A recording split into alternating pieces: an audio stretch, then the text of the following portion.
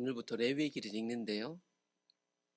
우리가 이제 계속 시간의 흐름 속에서 성경을 읽었으니까 레위기를 읽다 보면 이것도 이제 성막 완성되고 쭉 있는가 보다 생각하기 쉬운데 사실 그렇지 않습니다. 이제 출애굽기하고 이제 레위기가 끝나고 민수기를 가보면 이 레위기에 있는 내용을 하나님이 모세에게 말씀하시는 시간들이 약 한 달 정도, 그리고 이걸 하는데 약 한두 달 정도 시간밖에 안 걸렸다라는 것을 이제 민수기 보면 확인하실 수 있을 거예요.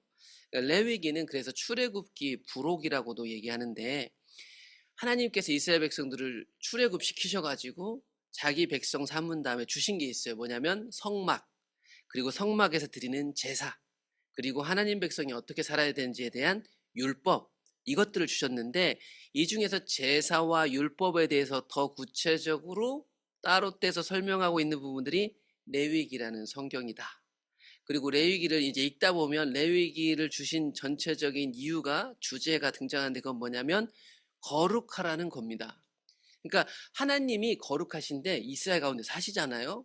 그러니까 그 하나님과 같이 살려면 우리도 거룩해야 되는 거예요. 그렇지 않으면 어떻게 될까요? 그 거룩 때문에 쳐서 사람들이 같이 살 수가 없는 거예요. 그게 레위기라는 성경인데, 한 장씩 읽어가다 보면 나중에 이제 좀 더 그런 주제들이 더 부각될 겁니다. 그래서 레위기 1장에 가보면 하나님이 모세에게 어떻게 하나님 앞에 예물을 드릴 수 있는지, 즉 제사할 수 있는지를 가르쳐 주기 시작합니다. 그러므로 하나님 백성이 됐다는 것은 하나님께, 그 거룩하신 하나님께 제사할 수 있는 특권이 생겼다.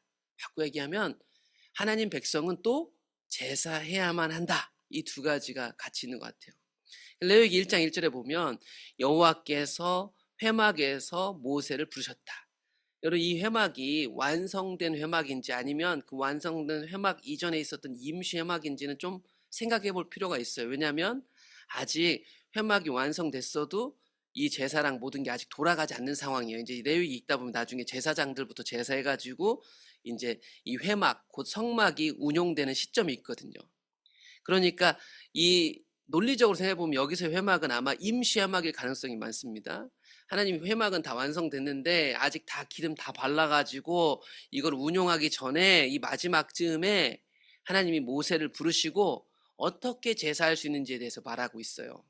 이스라엘 자손에게 모세야, 이렇게 가르쳐줘라. 너희 중에 누구든지 여호와께 예물을 드리려거든 가축 중에서 소나 양으로 예물을 드리면 된단다. 어떻게 하나님 앞에 나아갈 수 있는지 제사법을 가르쳐주고 있습니다. 그래서 1장에서 등장하는 제사법은 번제라는 제사인데요. 대부분 제사들이 다 태워드리는 제사인데요. 이 번제란 건 특별히 모든 것을 다 태워드리는 제사다라는 뜻이 있습니다. 그래서 짐승을 드릴 때 가죽 빼고 나머지 다 태워드리고, 또 뒤에 가보면 어떤 제사들은 어떤 거는 태워드리고 나머지 고기들은 같이 먹는 것도 있고 막 이래요. 근데 번제는 기본적으로 다 하나님께 올려드리는 제사 방법이다. 그래서 먼저 소나 양, 염소 드리라고 했잖아요. 먼저 너가 드릴 예물이 소의 번제이면, 번제를 드릴 소라면 흠 없는 수컷이어야 된다. 이 짐승이 이제요, 번제도 여러 가지가 있는데 먼저 소인데요, 이게 제일 비싼 거고요. 이 소라는 건, 소라고 번역해 놨지만 원래 원문에 어떤 뜻도 있냐면 큰 짐승이란 뜻이 있어요. 그러니까 너가 갖고 있는 가축 중에서 4발 달리고 큰 짐승을 드릴 때라면, 가장 비싼 이 짐승을 드릴 때라면 수컷으로 하고 회막문에서 여호와 앞에서 기쁘게 받으시도록 드려라. 이 제물 어디서 잡냐면 회막문에서 잡아야 된대요. 그래서 회막문이 여기를 가리키는 거예요. 이게 성막, 곧 회막. 이 회막문 앞에서 잡아라 하기 때문에 이쪽쯤 부근이 될 거고, 이제 뒤에 가서 읽어보면 구체적으로 방향까지 상정해 줍니다. 북쪽, 제단 북쪽이다 이래가지고 짐승을 여기 끌고 와가지고 여기서 이 작업들을 했을 것이다 라고 추측할 수 있습니다. 여기서 제사의 기본 절차와 기능들은 죄를 없애는 거라는 것을 알 수 있어요. 1장 4절에 보시면 제사자가 그 수송아지를 갖고 오면 그 제사자는 다 태워드려야 되는 이 제물에 머리에 안수를 하래요. 그러니까 이 사람에게 있는 어떤 죄가 이 제물에게 전가되는 거예요. 그를 위하여 기쁘게 받으심이 되어 그를 위하여 속죄가 될 것이다. 그러니까 제사마다 조금씩 주 기능이 다르긴 한데요, 기본적으로는 이 제사를 통해서 하는 아주 기초적인 기본적 기능은 죄를 없애는 것이다라는 것을 손쉽게 좀 알 수 있을 것 같아요. 그는 여호와 앞에서 그 수송아지를 잡아라. 아론의 자손 제사장들은 그 피를 가져다가 회막문 앞 제단 사망에 뿌려라. 제사자는 그 짐승의 안수를 하고 짐승을 잡으래요. 그런데 어떤 학자들은 이게 제사 드리는 이 사람 일반인들이 이 짐승 잡는 게 쉽진 않았기 때문에 아마 제사장들이 많이 도와줬을 것이다. 이들이 하는 일들이 그 일부분도 포함됐을 것이다 라고 얘기를 해요. 그런데 중요한 것은 제사자가 제사를 드리려고 한 자가 그 죄를 이 짐승에 전가하고 이 죄를 짐승에 전가시켜서 잡는 것이 기본 원칙이다 라는 것을 읽으면 알 수 있습니다. 제사장들은 이렇게 잡은 것을 가지고 피를 가져다가 회막 문 앞 제단을 깨끗하게 하는 거예요. 피를 바르는데 뭐가 깨끗해지냐 하는데 지금 피는 구약 창세기부터 보시면 생명을 담고 있거든요. 그러니까 이 짐승의 생명을 가지고 이 제단을 거룩하게 하는 거예요. 깨끗하게, 정결하게 한 다음에 거기다가 이 자른 짐승 올려서 태우는 거예요. 그는 또 번제물의 가죽을 벗긴다. 나중에 레위기 좀 후반부 쪽 가보면 10장 가까이 7, 8장쯤 가보면 이 가죽은 제사장 목으로 주라고 얘기합니다. 가죽은 태우지 않아요. 그러나 나머지 짐승의 부분들은 다 잘라가지고 그 제단에 위에 올려놔서 이 제사장들에 의해서 불에 태워져서 올려지게 됩니다. 아론의 자손 제사장들은 그 뜬 각과 머리와 기름을 제단 위에 불 위에 있는 나무에 버려놓을 것이며 그 내장과 정강이를 물로 씻을 것이요 제사장은 그 전부를 제단 위에서 불살라 번제로 들지나. 전부를 불살르는 게 번제입니다. 이렇게 번제라는 제사는 화제, 즉 불로 태워드리는 제사 방식입니다. 이것을 하나님께서 향기롭게 받아주십니다. 이게 하나님이 모세에게 알려준 제사 방식입니다. 이게 번제예요. 그러면 수송아지가 없는 사람, 수송아지는 큰 가축이니까 이건 사실은 좀 어느 정도 형편이 되는 사람이 드릴 수 있거든요. 그러면 형편이 안 되는 사람 번제 못 드리느냐? 아닙니다. 이스라엘 누구라도 형편에 따라 제사할 수 있어요. 그래서 만일 수송아지가 아니고 그 예물이 가축된 양이나 염소라면 이렇게 나와요. 여기서 양이나 염소는 원어적인 의미로 보면 4발 달린 소보다 작은 짐승, 이걸 가리킬 때 이 양과 염소를 가리킵니다. 그런데 이 양과 염소를 드릴 때에도 걔는 흠 없는 수컷, 이 당시에 수컷이 더 가격이 더 나가는 거였대요. 흠 있는 거 하면 안 돼요. 나도 안 쓰고 버릴 거 어차피 잡으려고 했던 거 하면 안 돼요. 흠 없는 수컷으로 하나에게 드리는 거예요. 그가 제단 북쪽 여호와 앞에서 그것을 잡을 것이요 아론의 자손 제사장들은 그것의 피를 제단 사방에 뿌려서 제단을 깨끗하게 합니다. 앞에서 본 수송아지 절차하고 동일합니다. 비록 뭐 손 올리고 생략된 거 있겠지만 같을 거예요. 제단 북쪽이라고 얘기해 주는 거 보니까 아까 본 것처럼 동서남북으로 확인하시고 제단의 북쪽 이곳으로 갖고 와서 짐승을 잡는다는 게 확인됩니다.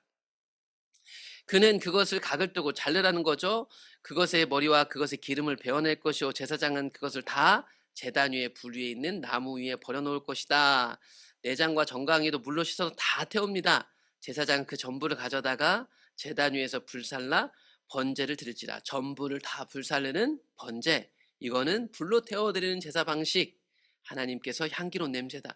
여러분 보시면 수송아지만 올려드렸을 때 향기로운 냄새가 아니고 염소나 양을 올려도 하나님 똑같이 향기로운 냄새로 받아주실 거라고 모세한테 얘기하셨어요. 이것도 못 드리는 가난한 사람이면 어떻게 하죠? 새로도 드릴 수 있습니다. 만일 여호와께 드리는 예물이 새라면 산비둘기나 집비둘기 새끼로 예물을 드릴 수 있다. 자연산 비둘기를 잡아올 수 있고요. 집에서 키운 새끼 비둘기 중에 작은 거, 새끼를 바래. 이거 가지고 뭐 또 학자들은 왜 항상 집비둘기는 새끼가 붙냐 가지고 막 논쟁이 있어요. 근데 어떤 사람은 이 집에서 키우는 건 오래 키우면 이렇게 연하지 않기 때문에 새끼를 한다. 아니다. 이거는 늘 이렇게 쌍으로 집비둘기를 가리킬 땐 새끼라고 붙였다. 레위기를 읽다 보면 여러분이 그동안 설교에서 들었던 여러 가지 사전 지식이 있을 수 있는데요. 그것도 다 어느 학자들의 한 견해일 뿐이에요. 그러니까 우리가 레위기를 읽을 때 좀 주의할 건 뭐냐면 레위기에서 하나님이 왜 이렇게 하라고 했는지에 대해서 이유를 정확히 아는 사람은 없어요. 하나님이 거룩을 알려주시려고 이건 이렇게 하는 게 거룩이다. 이렇게 얘기하는 게 레위기라는 성경이기도 합니다. 아무튼 중요한 것은요. 가난한 사람도 소 없고 양 염소 없어도요. 하나님 앞에 번제를 드려야만 했고 드릴 수 있었다. 절차는 비슷합니다. 제사장은 그것을 제단으로 가져다가 그것의 머리를 비틀어 끊고 제단 위에서 불사르고 피는 제단 곁에 흘림으로 피가 많이 안 나왔겠죠. 다른 짐승보다 작으니까. 그런데 동일하게 피로 제단을 깨끗하게 하는 것은 합니다. 그것의 모이주머니와 그 더러운 것들을 제거해요. 안에서 더러운 것들은 제거해가지고 버립니다. 그 날개 자리에서 그 몸을 찢습니다. 얘네는 작으니까 큰 짐승들처럼 잘게잘게 각을 뜨지 않아요. 찢긴 찢지만 아주 잘게 자르지 않습니다. 왜냐하면 조그만하니까. 그런데 이 조그만 것도 하나님 앞에 번제를 드릴 수 있었어요. 그러면 하나님이 어김없이 향기로운 냄새로 받아주셨더라. 앞으로 이제 몇 가지 또 다른 제사 종류들을 보게 될 텐데 제사 메커니즘 다 이렇게 비슷합니다. 이런 메커니즘으로 돌아가게 돼 있어요. 그러면서 제사를 보면서 우리가 생각해야 할 건 뭐냐면 하나님이 우리 가운데 함께 하시잖아요. 그 함께 하신 하나님께 우리가 나아갈 수 있도록 해주셨다. 아, 저기 하나님 함께 하시더라. 그게 아니고 그 하나님 앞에 가까이 나아갈 수 있도록 죄의 문제를 해결할 수 있게 하셨다. 이게 하나님 백성의 특권이죠. 거룩하신 하나님이 이스라엘 가운데 사십니다. 그러니까 이스라엘도 거룩해야 돼요. 거룩하지 않으면 함께 살 수가 없는 거죠. 그분의 완벽한 거룩 앞에 압도되는 사람은 죽을 수밖에 없으니까요. 그래서 이스라엘 백성들에게 거룩이 무엇인지를 하나 가르쳐 주시는데 그 첫 번째로 등장한 게 제사다. 어떻게 사람이 거룩하여져서 하나님 앞에 나아갈 수 있는가? 제사를 통해, 희생 제사를 통해 죄를 해결하고 함께 하신 하나님을 누려라. 그것이 제사의 목적일 것입니다. 여러분, 이 제사를 완성하신 분이 예수님이잖아요. 그래서 예수님이 십자가에 달린 그 어린 양 예수님이 희생 제사를 완성시키셨죠. 그래서 이제 우리도 이렇게 하나님 앞에 예배할 수 있게 된 거예요. 그러니까 우리가 지금 레위기 속에서 보는 제사, 그리고 오늘날 신약 시대에 완성된 제사인 예배, 그 예배는 우리들의 특권이다. 거룩한 백성들의 특권이고 거룩한 백성은 예배합니다. 거룩한 백성은 자신의 죄를 깨닫고 하나님 앞에 구약시대 때 제사를 드리더라. 이게 오늘 1장이 되겠어요. 하나님이 함께 하십니다. 그 하나님 앞에 함께 나아갈 수 있다는 특권을 오늘도 누리시기를 축복합니다.